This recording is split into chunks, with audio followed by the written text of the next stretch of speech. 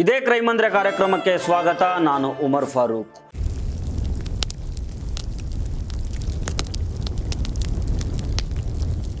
ಜೀವನ ಅನ್ನೋದು ನೀರಿನ ಮೇಲಿನ ಗುಳ್ಳೆ ಅಂತಾರೆ. ನಾಳೆ ಏನಾಗುತ್ತೆ ಅನ್ನೋದು ಯಾರಿಗೂ ಗೊತ್ತಿರೋದಿಲ್ಲ. ನೆನ್ನೆಯಷ್ಟೇ ನಗ್ನಗ್ತಾ ಇದ್ದ ಮನೆ, ಮಕ್ಕಳ ಕಲರವದಿಂದ ತುಂಬಿದ್ದ ಆ ಅಂಗಳದಲ್ಲಿ ಇವತ್ತು ಸ್ಮಶಾನ ಮೌನ ಆವರಿಸ್ಕೊಂಡಿದೆ.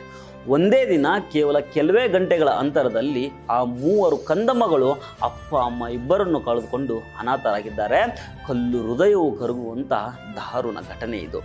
ಈ ಕರುಳು ಹಿಂಡುವ ದುರಂತ ನಡೆದಿರೋದು ಬೆಳಗಾವಿ ಜಿಲ್ಲೆಯ ಬೈಲಹೊಂಗಲ ತಾಲೂಕಿನ ಅರವಳ್ಳಿ ಗ್ರಾಮದಲ್ಲಿ. 36 ವರ್ಷದ ಕರೆಪ್ಪ ಹಾಗೂ 30 ವರ್ಷದ ಮಧುರಾ ಎನ್ನುವ ದಂಪತಿ. ಇವರದ್ದು ಮದುವೆಯಾಗಿ 9 ವರ್ಷಗಳ ಸುಂದರ ದಾಂಪತ್ಯ ಆಗಿತ್ತು. ಇವರಿಗೆ ಒಬ್ಬಳೇ ಮುದ್ದಾದ ಹೆಣ್ಣು ಮಗಳು, ಜೊತೆಗೆ 2 ಗಂಡು ಮಕ್ಕಳು ಇದ್ದರು. ಪುಟ್ಟ ಸಂಸಾರ, ಚೊಕ್ಕದಾದ ಬದುಕು. ಆದರೆ ಈ ನಗು ಹೆಚ್ಚು ದಿನ ಉಳಿಲಿಲ್ಲ. ಹೆಂಡತಿ ಮಧುರಾ ಕಳೆದ ಹಲವು ವರ್ಷಗಳಿಂದ ತೀವ್ರವಾದ ಹೊಟ್ಟೆ ನೋವಿನಿಂದ ಬಳಲ್ತಾ ಇದ್ರು. ಆಸ್ಪತ್ರೆ, ಔಷಧಿ ಅಂತ ತಿರುಗಾಡಿದ್ರು ಆಕೆಯ ನೋವು ಮಾತ್ರ ಕಡಿಮೆ ಆಗಿರಲಿಲ್ಲ.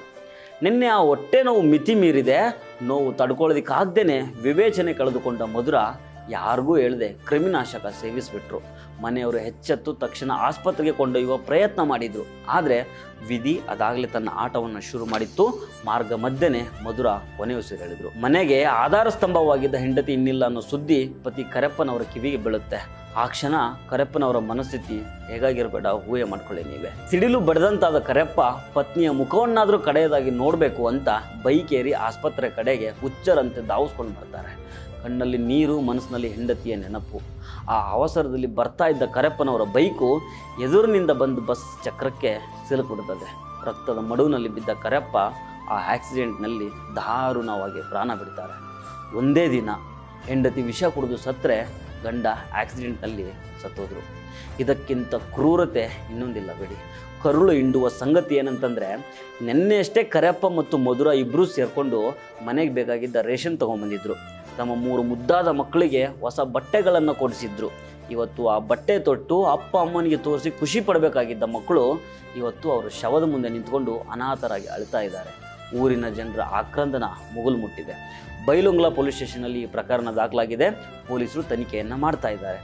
ಆದರೆ ಇಲ್ಲಿ ನಾವು ಕೇವಲ ಅಯ್ಯೋ ಪಾಪ ಅಂತ ಕೈ ಕೊಟ್ಟು ಕೂರುವಂತಿಲ್ಲ. ಶಾರೀರಿಕ ನೋವಿಗೆ ಆತ್ಮಹತ್ಯೆ ಮದ್ದಾಗುತ್ತಾ? ಒಬ್ಬ ತಾಯಿಯಾಗಿ ತನ್ನ ಮಕ್ಕಳ ಭವಿಷ್ಯವನ್ನು ಯೋಚಿಸದೆ ಮಧುರಾ ತೆಗೆದುಕೊಂಡ ನಿರ್ಧಾರ ಎಷ್ಟರ ಮಟ್ಟಿಗೆ ಸರಿ ಹೇಳಿ? ಹಾಗೂ ಎಷ್ಟೇ ಆಘಾತವಾದ್ರೂ ವಾಹನ ಚಲಾಯಿಸುವಾಗ ತಾಳ್ಮೆ ಕಳೆದುಕೊಂಡ್ರೆ ಏನಾಗುತ್ತೆ ಅನ್ನೋದಕ್ಕೆ ಕರೆಪ್ಪನವರ ಈ ಸಾವೇ ಸಾಕ್ಷಿ. ಪೋಷಕರ ಒಂದು ಕ್ಷಣದ ತಪ್ಪು ನಿರ್ಧಾರ ಮತ್ತು ಆತುರ ಇವತ್ತು 3 ಕಂದಮ್ಮಗಳನ್ನು ಬೀದಿಗೆ ತಂದು ನಿಲ್ಲಿಸಿದೆ. ಆ ಮಕ್ಕಳ ಭವಿಷ್ಯಕ್ಕೆ ಈಗ ಯಾರು ಹೊಣೆ? ಅವರ ಕಣ್ಣೀರನ್ನು ಯಾರು ಒರೆಸ್ತಾರೆ? ಕಷ್ಟಗಳು ಬಂದಾಗ ಧೈರ್ಯದಿಂದ ಎದುರಿಸಬೇಕೆ ಹೊರತು ಹೀಗೆ ಸಾವಿಗೆ ಶರಣಾಗಬಾರ್ದು. ಹಿಂದೆ ಉಳಿಯುವವರ ಪಾಡು ನರಕ ಆಗಿರ್ತದೆ ಅನ್ನೋದಕ್ಕೆ ಈ ಘಟನೆಯ ಜ್ವಲಂತ ಉದಾಹರಣೆ. ಸೊ ಫ್ರೆಂಡ್ಸ್, ಇದು ಇವತ್ತಿನ ಇದೇ ಕ್ರೈಮ್ ಅಂದರೆ ಕಾರ್ಯಕ್ರಮ. ಮತ್ತೆ ಭೇಟಿ ಆಗ್ತಿರೋಣ. ನಮಸ್ಕಾರ.